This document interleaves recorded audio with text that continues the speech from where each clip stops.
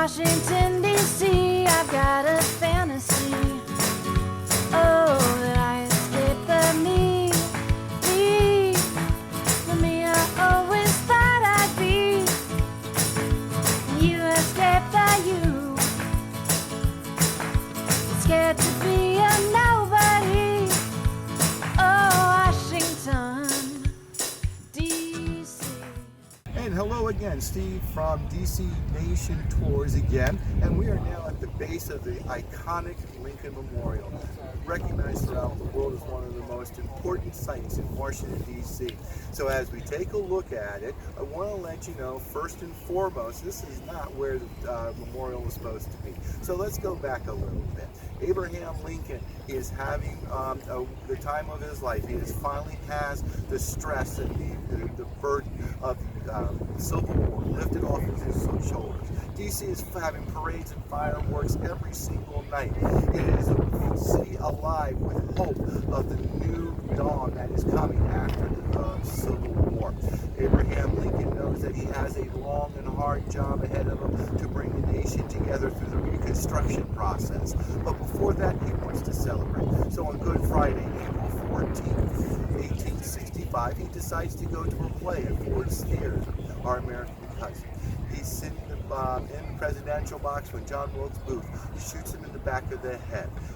Lincoln does not die right away. He's carried across the street to Peterson House, where he will eventually succumb and die at 7:22 in the morning, April 15th. And folks, as we take a look at it, after the assassination of President Lincoln, almost immediately there was an outcry to have a memorial for him, some way to recognize him as the person who saved the Union and got rid of the hated institution of slavery. It took 50 years for this particular memorial to be finally built.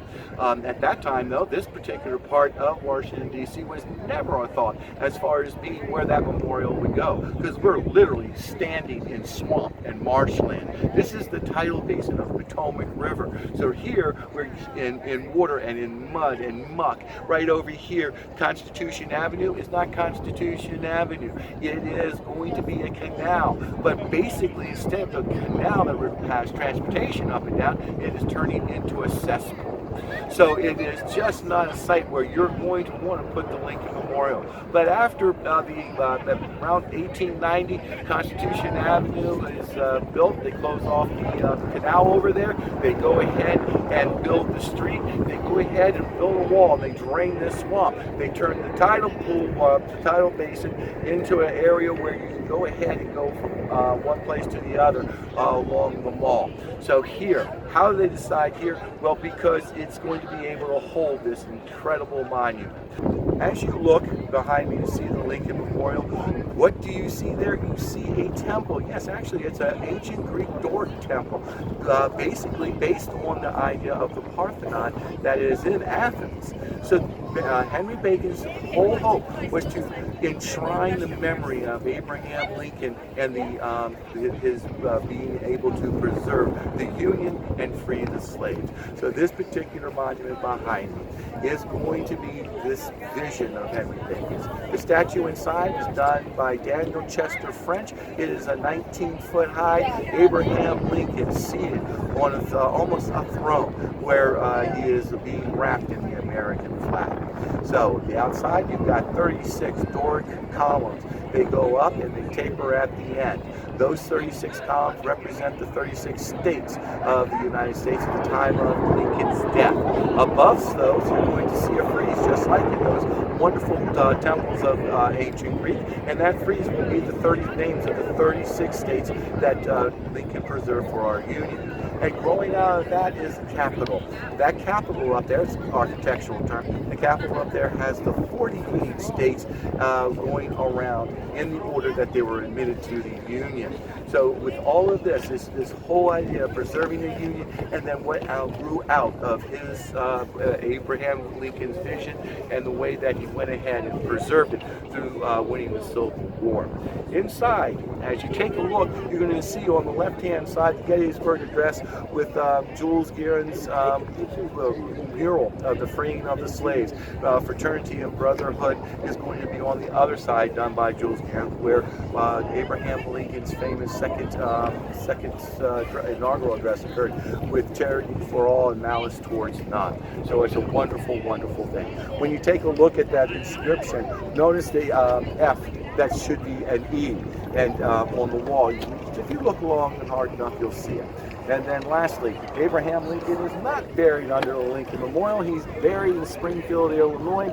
58 steps go all the way up to the top, representing 56 years of his life when that was how old he was when he died, and 2 terms in office as President of the United States. The Park Service wouldn't say that that's true, but that is, but a lot of people believe it is.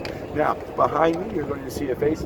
That is a bunch of rods tied together with a broad axe. That is the ancient Roman symbol for the authority of the state over the individual.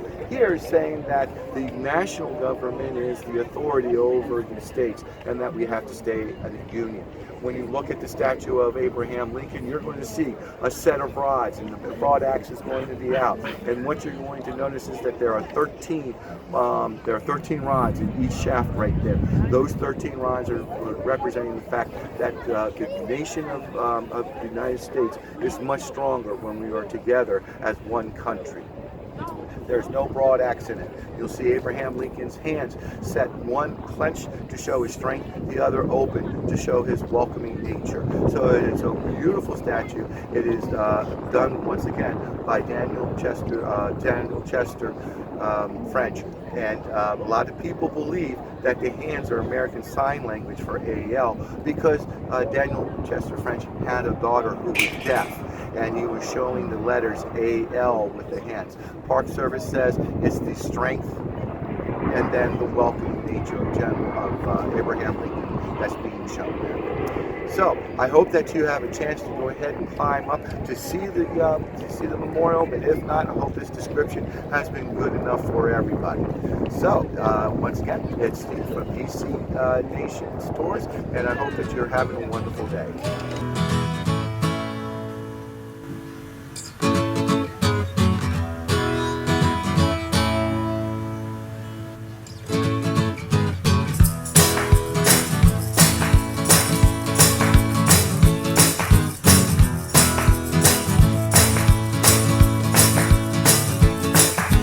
Washington, D.C., hold out your arms to me. Oh, remind me that I'm home, home. Remind me you belong to me.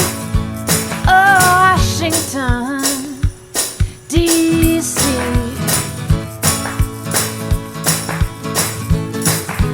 Washington, D.C., I've got a fantasy. Oh, that I escape the me. Always thought I'd be. You escaped the you. Scared to be a nobody. Oh, Washington, D.C.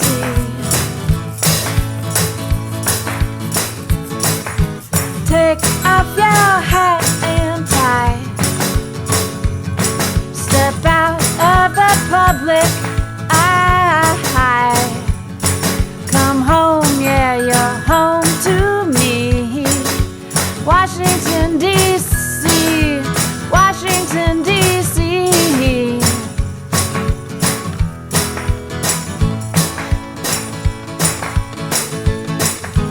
Washington, D.C., you've had enough of me. Oh, you took me to the train, and watched it roll away with me. I trace you on the window pane. You say goodbye so stoically. Oh, Washington, D.C.